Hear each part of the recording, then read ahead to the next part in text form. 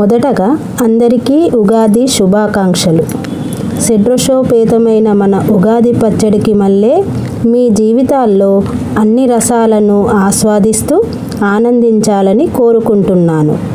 నిజానికి ఉగాది పచ్చడి చేసే తీరుతెన్నులు మారిపోయాయి. ఒక్కొక్కరిది ఒక్కొక్క తీరు. నేను మీకు నిజమైన శాస్త్రీయమైన పద్ధతి చెబుతున్నాను.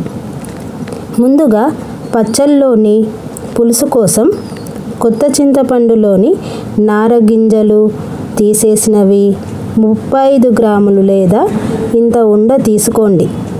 ఇందులో 200 ml నీళ్లు పోసి 15 నిమిషాల పాటు పక్కనుంచండి. ఇప్పుడు చేదు కోసం వేపపూత అరచేతిలో వేసి నెమ్మదిగా మర్దన చేస్తే పూరేకులు విడిపోతాయి. పూరేకులుగా విడిపోయినవి 2 చిన్నది లేదా ఓ పెద్ద చెంచా ఉండేలా చూసుకోవాలి. మర్దించిన తర్వాత అందులో ఉన్నటువంటి కాడలు మొగ్గలు తీసేయండి.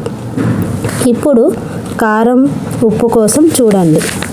కేవలం 15 నుండి 20 మిరియాల గింజలు, ఓ చిన్న చెంచా రాళ్ళ ఉప్పు వేసి మెత్తగా దంచండి. భారతదేశానికి డచ్ వారు వచ్చేంత వరకు మనకు మిరపకాయలు తెలియవు. మనకు తెలిసిన కారం, మిరియాలు, శొంఠి మాత్రమే. ఇప్పుడు మరో రుచి వగరు. దానికోసం మామిడి పిందెలు వాడాలి. మామిడికాయలు కాదండి, మామిడి పిందెలు. ఇంత చిన్న పిందెల్లోనే వగరుంటుంది. కాయగా తయారైతే ఖచ్చితంగా పులుపుంటుంది. నేను ఇంత చిన్న మామిడిని చిన్న ముక్కలుగా కోసుకోవాలి.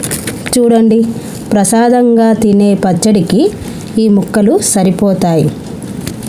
ఇప్పుడు నానిన చింతపండుని మెత్తగా పిండి పిప్పి తీసేస్తే పలుచని చింతపండు పులుసు మిగులుతుంది. చింతపండు పులుసులో కోసిన మామిడి ముక్కలు, 2 చెంచాల కొత్త బెల్లం తురుము, వేప పూరేకులు, దంచుకున్నటువంటి మిరియాలు, ఉప్పు వేసి బాగా కలపండి. బెల్లం కరిగితే చాలు. శాస్త్రీయమైన షడ్రసోపేతమైన ఉగాది పచ్చడి తయారు. ఇందులో ఇంతకు మించి ఏమీ వేయరు.